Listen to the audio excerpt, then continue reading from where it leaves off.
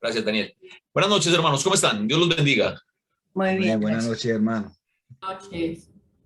Amén, hermano. Buenas noches. Amén, amén. Vamos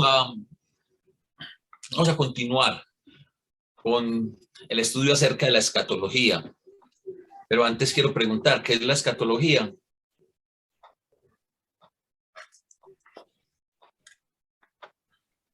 Qué curioso.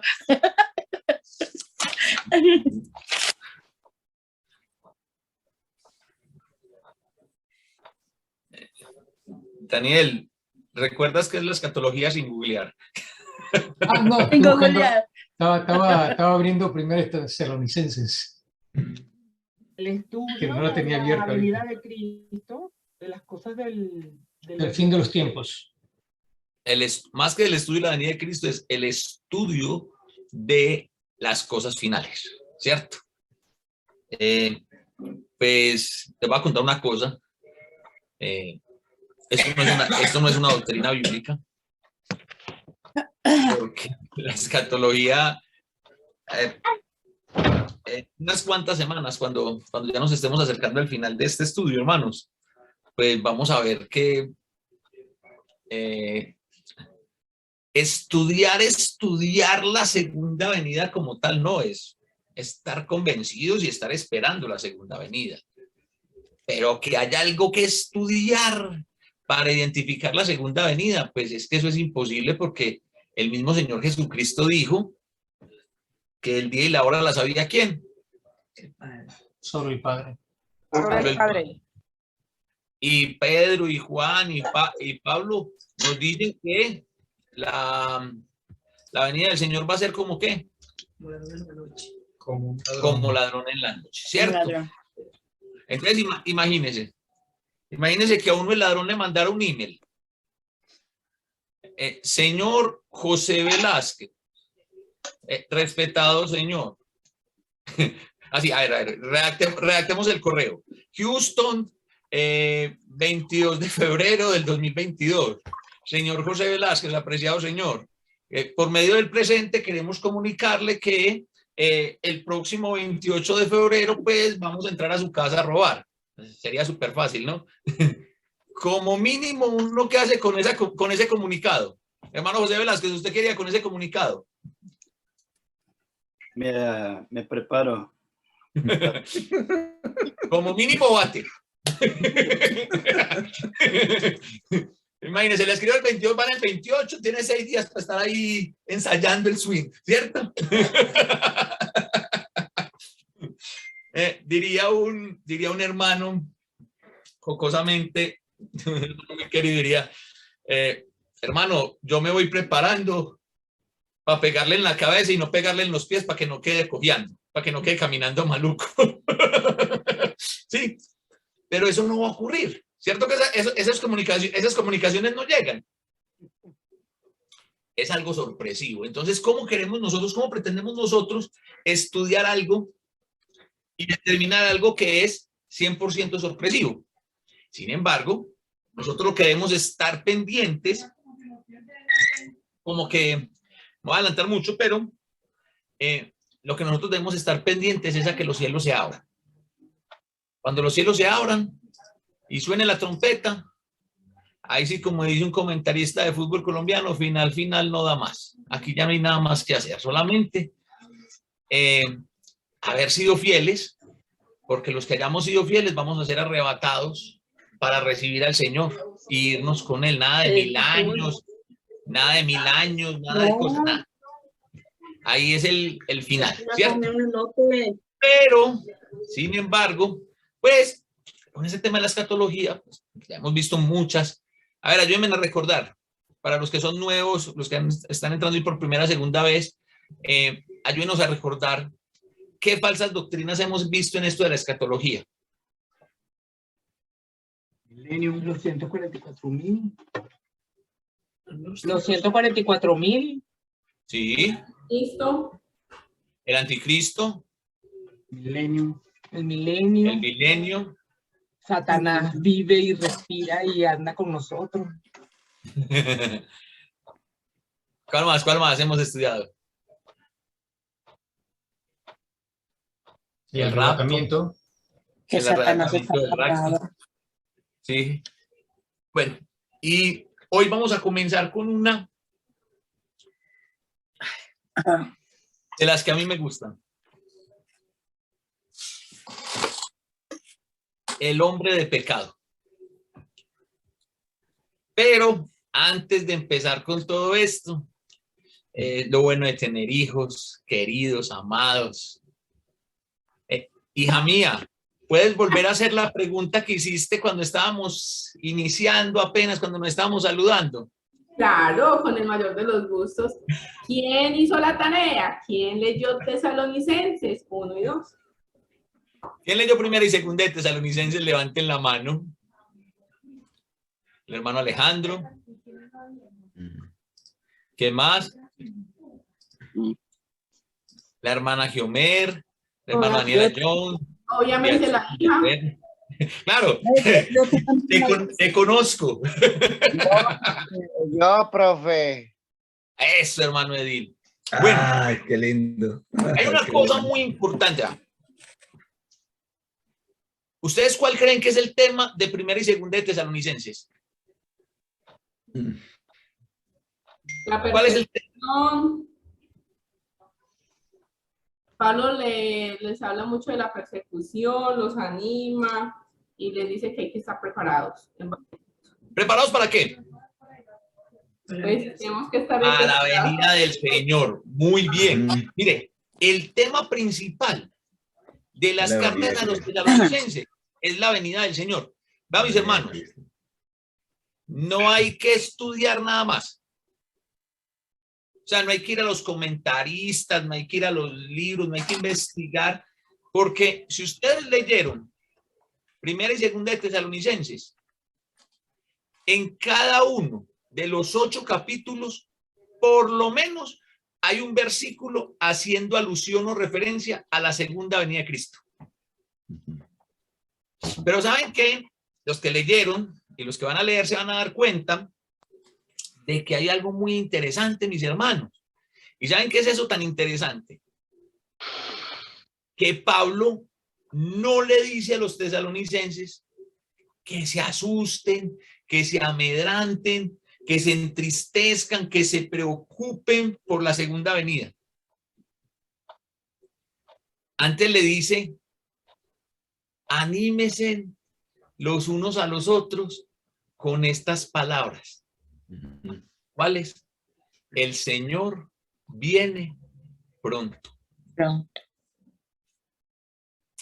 Esta mañana hablaba con el hermano Daniel por WhatsApp y estábamos hablando de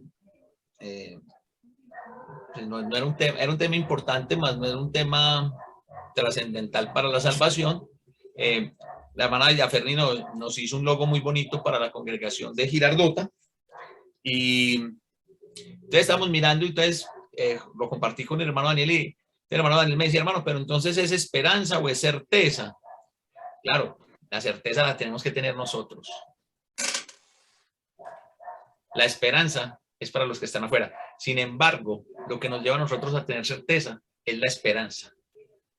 Amén. Nosotros podemos tener la certeza de que el Señor va a venir. Amén. Sin embargo, si yo no tengo la esperanza todos los días, yo no cultivo la esperanza de reunirme con Él, de que me voy a reunir con Él, yo puedo tener la certeza de que el Señor va a venir, como tengo la certeza de que mañana va a ser miércoles. O mañana no va a ser miércoles. Depende si no viene el Señor Jesucristo hoy en la noche. Exactamente, o sea, eso sería. Pero si, si amanece, ¿qué día va a ser? Miércoles. Todo el día. Todo el Ahora, día. Daniel. Uh-huh. Daniel. Sí, sí. Y hay algo. Tengo la certeza de que va a ser miércoles. Porque es que ya es miércoles en Australia. Qué curioso. Sí. Entonces es eso. A veces nosotros podemos tener la certeza, pero nosotros nos mueve. O sea, la certeza nos la da la esperanza. ¿Sí? Pero entonces vamos a mirar un poquitico. Yo quiero escucharlos a ustedes, mis hermanos. ¿Qué han oído ustedes? ¿Quién es el hombre de pecado?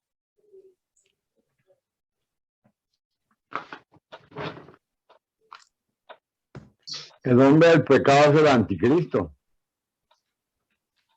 El hombre de pecado es el mismo anticristo, dice el hermano Augusto.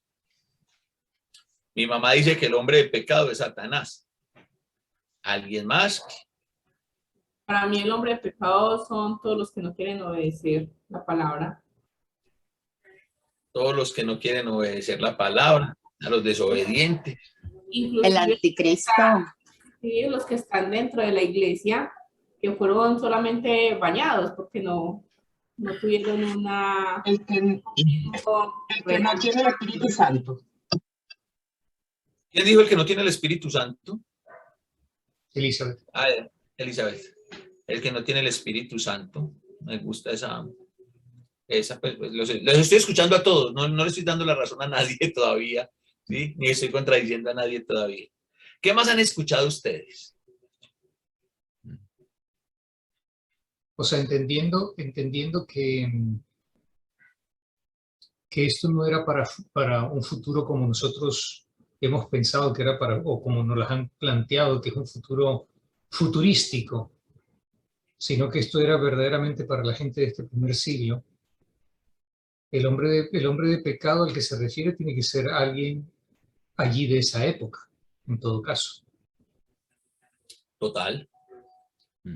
Total. Y no Hitler, ni Mussolini, ni... Dionisio. Entonces ¿Qué? tuvo que haber sido un emperador. ¿Y quién es Dionisio? El que estaba en el de gobierno de ese momento. ¿Dionisio o Domiciano? Bueno, ese. Está bastante parecido. Sí. O sea, pero lo que más me gusta es que ella salió con una certeza. Ella salió con una certeza. Y dijo, Era con D. Era con D. Y había Daniel, ¿o qué? Daniel, y había uno Robert. parecido que era Leonidas, pero era griego, no era romano. Y era En anterior. Venezuela hay muchos Dionisios. Dijo Dionisio y yo, calle dice Diomedes. ¿Sí? Miren, hermanos, aquellas personas que no tienen amor por la verdad, a las cuales Dios les envía un poder engañoso, los que leyeron Tesalonicenses saben que el texto está ahí, Pablo lo expresa así directamente a los tesalonicenses, les dice que todos aquellos que no tienen amor por la verdad, Dios les envía un poder engañoso para que sigan creyendo la mentira, ¿sí? Entonces, pero Pablo sí se toma el trabajo en 2 Tesalonicenses capítulo 2 de describir la persona, va a colocar la persona entre comillas, y la actividad del hombre de pecado. ¿Cierto? La pregunta que nosotros tendríamos que responder o vamos a responder es si el hombre de pecado es un ¿qué? O un ¿quién? ¿Es el hombre de pecado un quién? ¿Quién es el hombre de pecado? ¿O quién es? ¿O qué es el hombre de pecado? También. Hay una gran diferencia en esas dos preguntas, o es la misma pregunta. No, uno es una persona y el otro es un... Puede ser una cosa. Una cosa. ¿Sí? Una idea. Miren, entre las muchas, vamos a empezar por el final. Vamos a empezar estamos empezando por el final, pero es lo que quiero para que, o sea, lo que quiero con todo este conversatorio es que tengamos un panorama muy amplio para cuando ya entremos al texto como tal. ¿Listo? Entonces, entre las muchas identificaciones que le han dado al hombre de pecado, para los que el hombre de pecado es un quién, entonces vamos a empezar del primer siglo para acá. El primer hombre histórico al cual algunos le atribuyeron el tema de ser el hombre de pecado fue el emperador romano Domiciano, no Dionisio, Elizabeth, Domiciano. Claro, y Domiciano tendría mucho, y Domiciano cabría muy bien en la descripción del hombre de pecado, por las cosas que hizo Domiciano, por las cosas que dijo Domiciano, y porque Domiciano es el cuerno pequeño de la profecía de Daniel. Mirando los reyes, Domiciano es el cuerno pequeño de la profecía de Daniel. Entonces ahí estaríamos muy listo. Fue Domiciano. Pero ¿qué pasó? ¿Dónde está Domiciano en este momento? No está. ¿Y ya vino el Señor? No. No. ¿Cierto que no? Ahora, en el texto de Tesalonicenses, Pablo dice que el hombre de pecado ya estaba ahí, sino que en ese no había empezado su, para decirlo así, su ministerio, porque en el presente había quien lo detuviera. Entonces ahí ya se descarta que pueda ser Domiciano. ¿Quién de la iglesia podría detener al emperador romano? ¿Quién? Elisa, abre el micrófono. Nadie. Ni Jesús. Entonces no podría ser Domiciano como tal, si nos vamos a la interpretación literal del texto. Pasaron unos cuantos siglos, el Señor no vino, entonces dice el texto que el hombre de pecado se iba a colocar en el lugar de Dios, iba a permitir incluso la adoración, y ahí aparece ¿quién? El papado romano.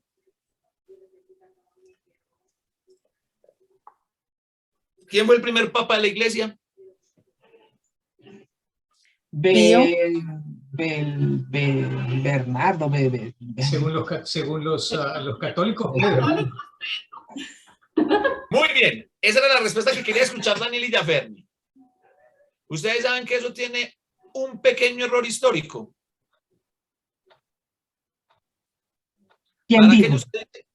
Para aquellos que dicen que el apóstol Pedro fue el primer papa de la iglesia, ahí hay un pequeño error histórico. ¿Por qué? Porque el papado romano no se instituyó sino por allá hasta el año 600. 600, sí, los 600. 600 algo. Después de Cristo. Y según la traducción, Pedro murió en el primer siglo. Entonces, ¿cómo hicieron? O sea, el primer papa de la iglesia fue un difunto. No, sí, pero lo que hacen es que dicen, no, eran entonces Pedro y de ahí inventaron otra serie de cosas que tampoco cuadran. Sí, lo que pasa es que ahí viene, y que tampoco cuadran. Ya después vienen ahí, Daniel, lo que viene lo que la historia conoce como los padres de la iglesia. Que son esas personas, son esos personajes, son esos hermanos, porque realmente fueron hermanos en la fe, que siguieron con la doctrina de los apóstoles después de la muerte de los apóstoles. ¿Sí? Entre ellos tenemos a Jerónimo y algunos otros por allí, ¿cierto? La pregunta es, si es el papado romano, y Pablo dijo que estaba ahí en tiempos de los tesalonicenses, ya estaba en actividad, pero el papado romano no existía. Entonces, ¿qué no puede ser? El papado romano. Después vienen las cruzadas, viene la Santa Inquisición. No estoy diciendo que la Inquisición haya sido santa, simplemente estoy dando el nombre con el que se define a la Inquisición. La Inquisición de la Iglesia romana. La Santa Diabólica Inquisición. Entonces, algunos dijeron, fue la Inquisición. ¿Ustedes saben cómo se llamaba? ¿Recuerdan cómo se llamaba el brazo armado de la iglesia? La iglesia ustedes saben que la iglesia católica en algún tiempo de la historia, de su historia, tuvo un brazo armado. No, episcopal no es amado. Las ¿Sí cruzadas. sabían eso o no sabían el dato? Ramón dijo las cruzadas. Por eso, pero ¿quiénes fueron quiénes hacían las cruzadas? ¿No eran los caballeros templarios? El Zodiaco. ¿Los caballeros templarios no eran? Los templarios. Los templarios. Pero eran caballeros también, ¿no? Ellos, Pues eran caballeros. ellos pertenecían a una secta. Esa secta estuvo presente hasta hace no muy poco tiempo. Obviamente ya no como brazo armado, ya es más. Yo estoy en un porcentaje muy alto y es tan alto que sobrepasa el 95% de que ustedes lo conocen, de que ustedes conocen algo como esto. Denme un segundito, por favor.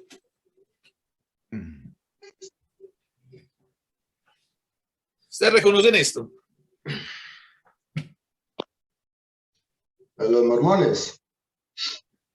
No. Mírenlo bien. Redondo. El Gedeón de los testigos de Jehová, ¿no? No. El Nuevo Testamento. ¿Quién dijo el Nuevo Testamento? Hermana Yo. Lidia, muy bien. Yo creo que en todas las congregaciones de habla hispana y de habla inglesa, hemos visto un Nuevo Testamento de estos de pasta azul, en diferentes tamaños. ¿Sí? Sí. Estos Nuevos Testamentos, paradójicamente, curiosamente, no los hicieron inicialmente esto no era una obra de tipografías o litografías cristianas. Estos Nuevos Testamentos los produjeron o los pusieron no en el mercado, porque todos estos Nuevos Testamentos eran gratuitos. ¿Sí? De hecho dice, este libro no será vendido. Y esa fue la forma en la que el brazo armado de la iglesia quiso o trató de nivelar sus cosas. El brazo armado de la iglesia se llamaba el Opus Dei. Que todavía existe. Sí, todavía existe, pero ya no son el brazo armado, ya este es el arma. Sí, entonces, pero bueno, no podría ser el papado, no podría ser el Opus Dei. Y aquí, después de eso, empieza, ¿ustedes entienden el término cacería de brujas? Sí. Ay, en serio, Yaferni, ¿tú entiendes el término cacería de brujas? Sí. Un término tan de nosotros. Ok, los hermanos que no son de Colombia, voy a organizar la pregunta. Los hermanos que no son de Colombia entienden el término cacería de brujas. ¿Sí Los o no? venezolanos sí. Hasta en inglés se usa witch hunt. Sí. Witch hunt. Sí. Opa. Witch hunt, sí. Bueno. Hasta en inglés se usa el término. La cacería de brujas es ¿qué? Es salir a buscar un culpable. Hay que cazar a algún culpable. Entonces, del Opus Dei para acá, empezó la cacería de brujas. A encontrar quién iba a ser el hombre de pecado. Y ya el hermano Daniel ha mencionado algunos. Mencionaron a Adolfo Hitler y su holocausto judío. A Mussolini. Bonaparte. Los más modernos, menciónenme los más modernos. Al Papa. Clinton. ¿Cómo que se llama? Maduro. A Nicolás Maduro. Clinton, Maduro, Trump. Trump. Donald Trump. Ay, no, los venezolanos vuelvas en serios. Chávez. Maduros. Maduro. Bukele. Daniel Ortega. Uribe, Petro. Diosdado Cabello. Gustavo Petro. Bad Bunny y todos sus secuaces. Ah, no, Bad Bunny es un capítulo aparte, amigo. Eso ya es un capítulo aparte. Pero miren, hermanos, toda esa cacería de brujas queriendo encontrar el hombre de pecado, pues todos se caen por la misma razón que se cae el papado romano. Yo pregunto, ¿dónde estaba Saddam Hussein en tiempos del apóstol Pablo cuando le escribió a los tesalonicenses? ¿Dónde estaba Diosdado Cabello? ¿Dónde estaba Bin Laden?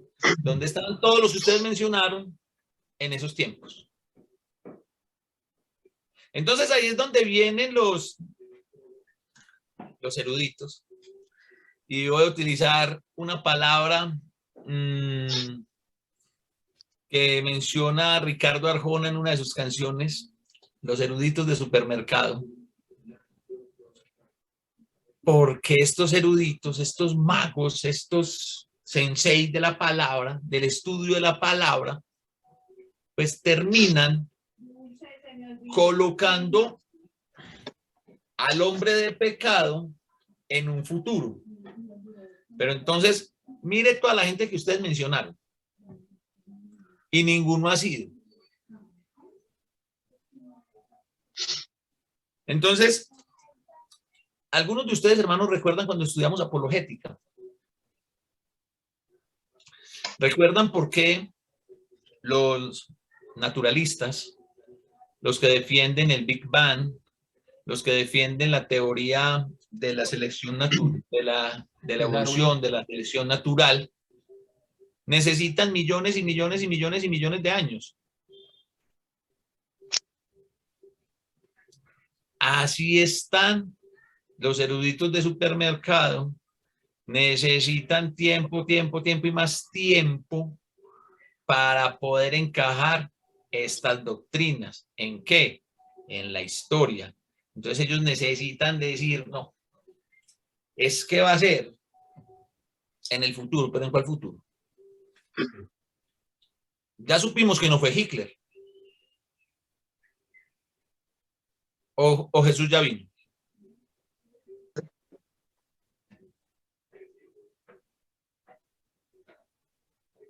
¿Vino o no vino Jesús?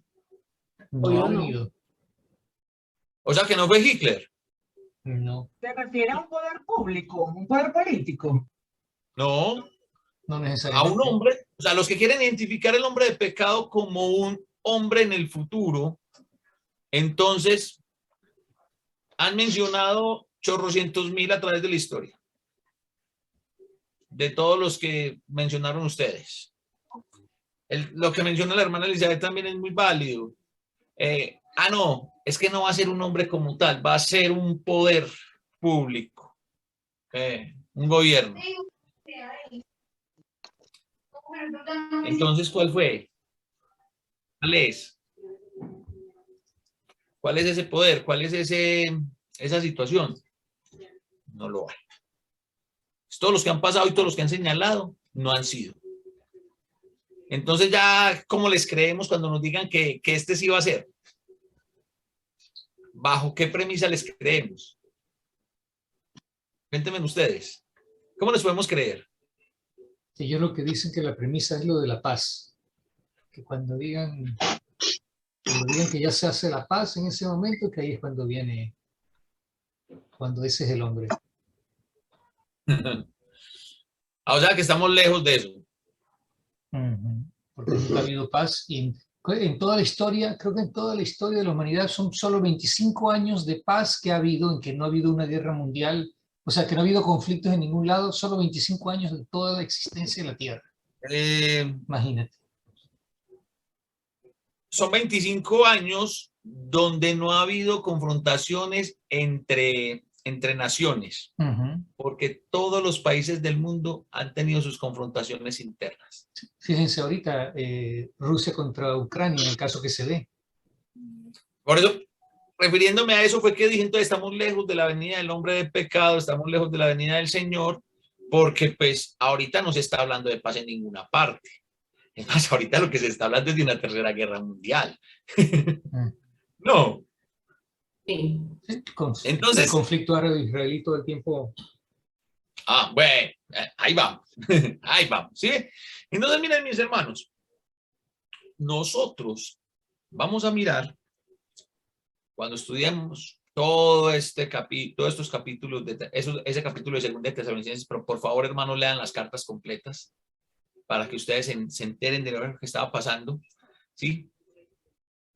vamos a concluir, les dije que empezar por el final, de que el hombre de pecado no es un quién, es un qué. Es un qué. Así como el anticristo no era un quién, sino un qué. ¿Sí? Porque el hombre de pecado actúa muy parecido al anticristo. Pero entonces, ¿qué era el anticristo?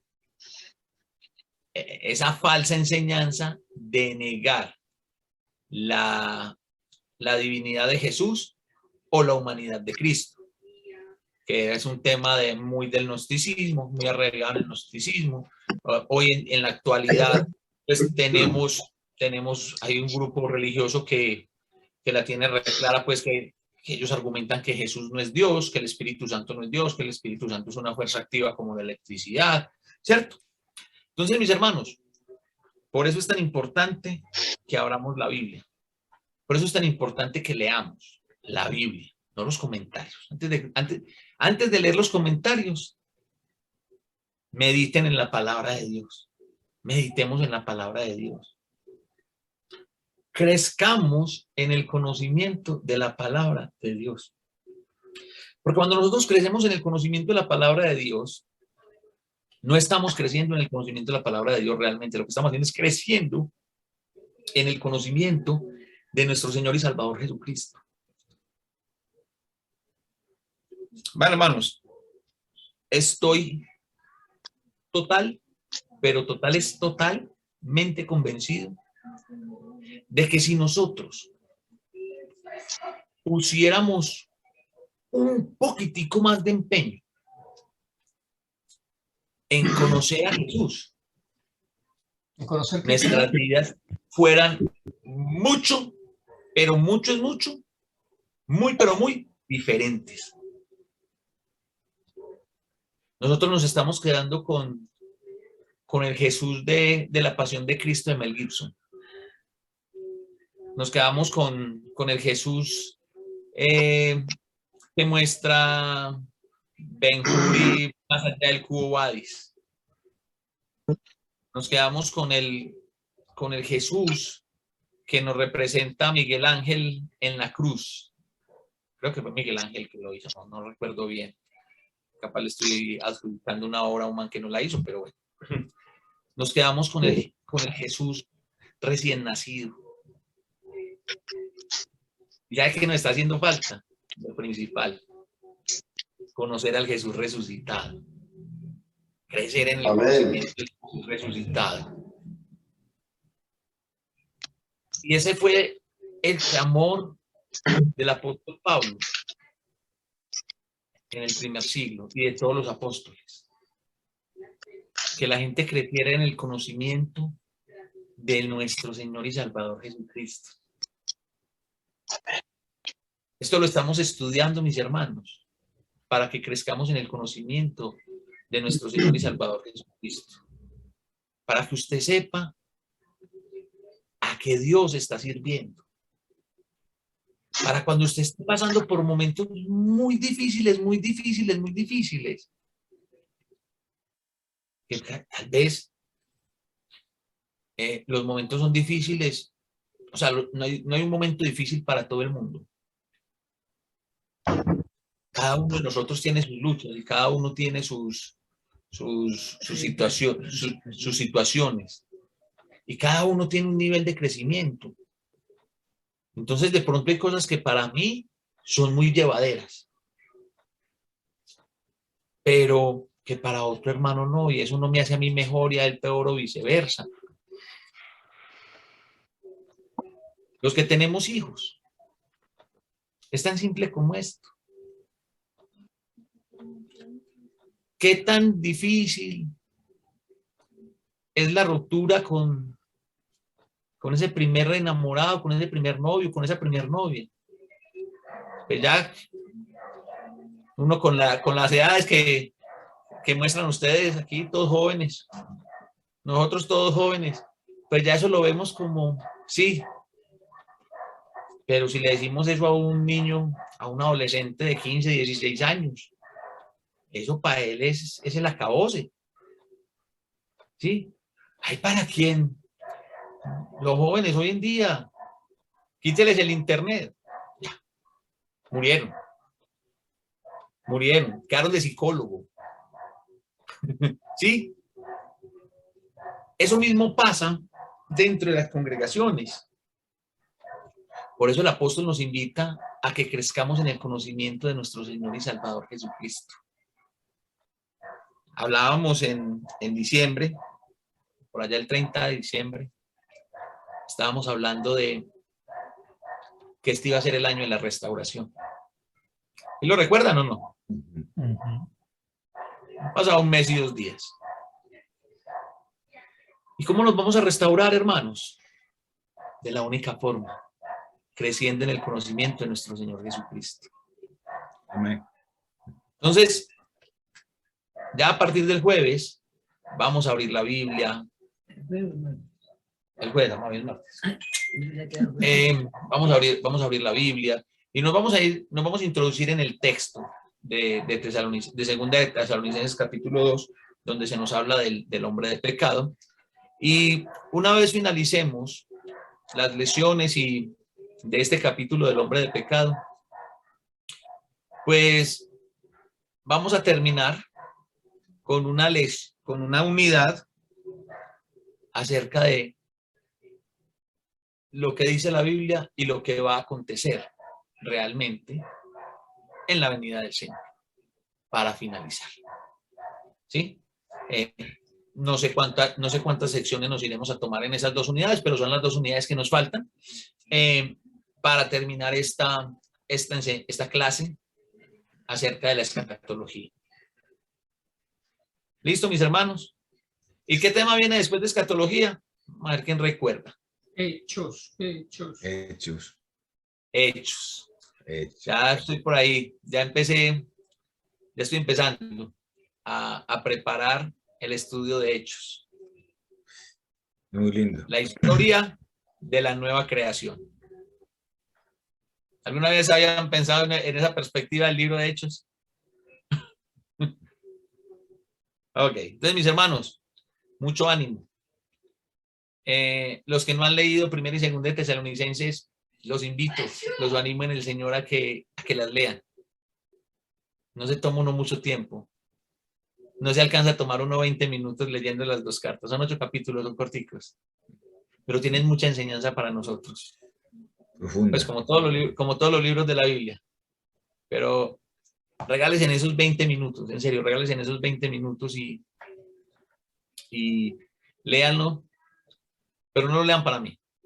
O sea, no lo lean para que el hermano no diga el jueves que, ay, ¿quién leyó? Y uno no le da la mano, qué pereza, no. Léalo para usted. Léalo porque usted quiere crecer en el conocimiento de nuestro Señor Jesucristo. Amén. Porque usted quiere estar preparado. Y que cuando alguien venga y le diga, no, pero es que la Biblia dice. Recuerde que en la vida de Jesús, no todo el que menciona cita la Biblia es de Dios. De hecho, en la vida de Jesús, el que citó literalmente, textualmente citó la ley, el libro de la ley, la escritura antigua, fue Satanás. Entonces, léalo para usted y crezcamos en el conocimiento de nuestro Señor Jesucristo. Mis hermanos, que Dios me los bendiga. Que la gracia y la paz del Señor esté con cada uno de nosotros en esta noche. Y animémonos con esas palabras. Pilas, juiciosos, porque el Señor viene Pronto. Muy bien. El Pronto. Señor viene. Muy bien. Muy bien, gracias a Dios primeramente, gracias hermano Leonel, gracias a cada uno de ustedes por estar presentes, gracias a Dios, qué bendición. Vamos a seguir con nuestro servicio del Señor.